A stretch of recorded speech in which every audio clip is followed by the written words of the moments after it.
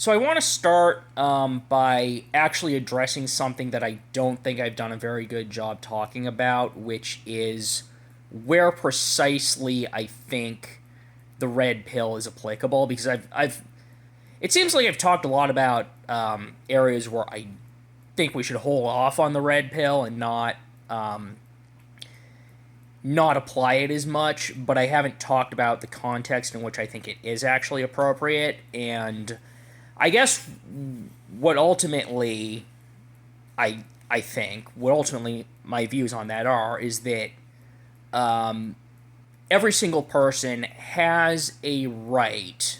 I would even say a moral obligation to live the best life they can in pursuit of their own happiness. And sometimes that means you have to, not give somebody else what they want. And, but sometimes women don't like to hear that. Um, and women do want to be the center of the universe. Um, and so it's also considered pretty uncontroversial among most people that it's desirable for women to place their own self-interest before any feelings of romantic infatuation. So, that's why you hear things like, you know, that guy who you want to date, he's not really good enough for you. You deserve better, so you should move on to somebody else who's going to make you happy. And basically, I think that men have a right to do the same thing.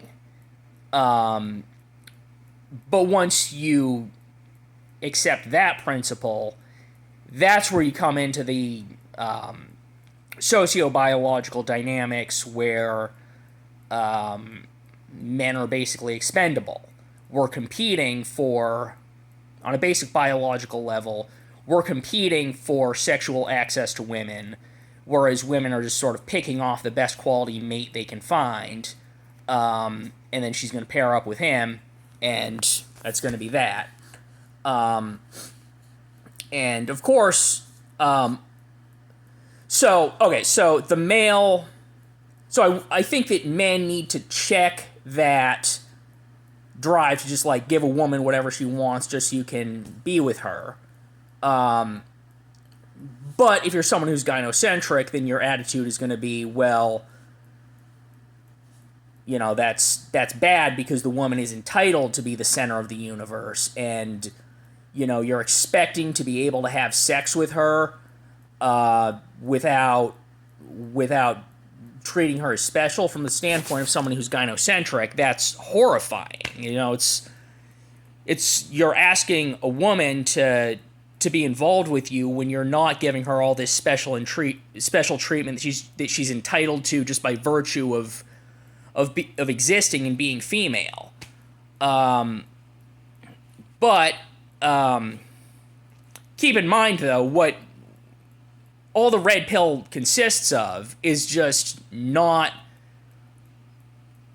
being interested in a sexual relationship in certain contexts. So essentially what gynocentrists are demanding, if they're against the red pill on that basis, is that you just grant women sexual favors, that you're obligated to grant women sexual favors in a way that's deliberately, in a context that is deliberately designed to be to your detriment.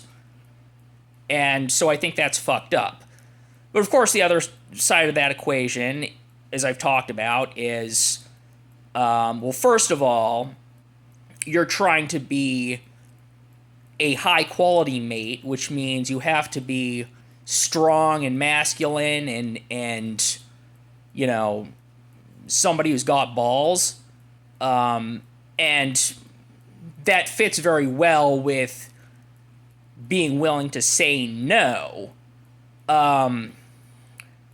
But so that fits well with being able to say no. But on a moral level, being strong, masculine, all that good stuff doesn't actually, it's not actually positive unless it's coupled with being a morally a good person. So you're defending, like, it's like you have the strength to defend your own values, but your own values have to actually be good.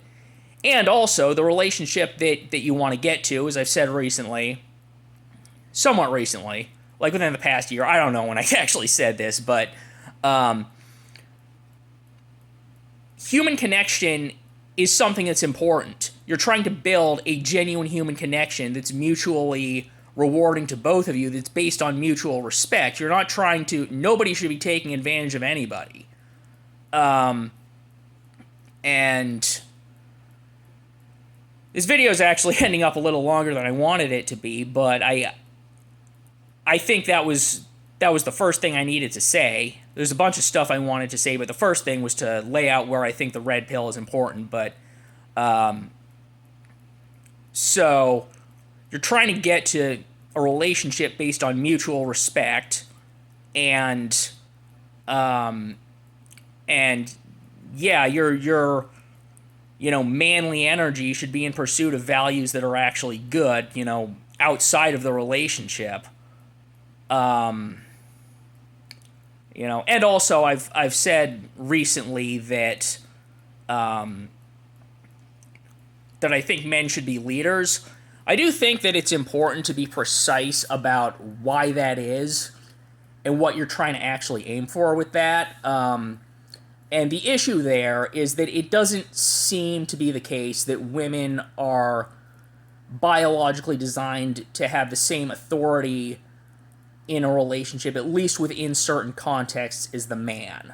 And this is true because women are more emotional. Men's brains are designed for systematic thinking, and if you're in a fight with somebody, you're having conflict, and you're trying to figure out how to resolve it, you don't want to do that based on your own emotions that are telling you that you're right about everything and this other person's such a horrible person for not giving you what you want. You need to be able to think critically and figure out an actual solution. That's systematic thinking. That's something that men have.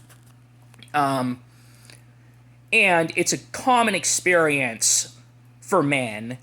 Any man who has any dating experience, who has any awareness of, like, that he should have any self-respect whatsoever, and he's not just, like, there to be a woman's doormat, he will tell you that there are going to be situations where the woman's acting like a bitch, and if you roll over for her, she loses respect for you. If you put her in her place and tell her to cut it out, and, you're not going to take her crap, then she'll gain respect for you. So it really seems to be the case that it's not good for either men or women for the woman to be in charge, in that sense. Now, and there is another... Women do have higher emotional intelligence, so that probably does mean that there are contexts in which men should listen to women. But also... So the other thing is, like, you're not trying to rule over the woman. And I said this in my video I did on this recently, but you're not trying to rule over the woman. You're not her boss. As Erica Kirk says, you're not her boss, or she's not your employee, she's not your slave. She's there to help you, and you should treat her with respect. But it's about maintaining the boundaries to say that she also has to treat you with respect. And I need to drink some water, so I'm going to wrap this up for now.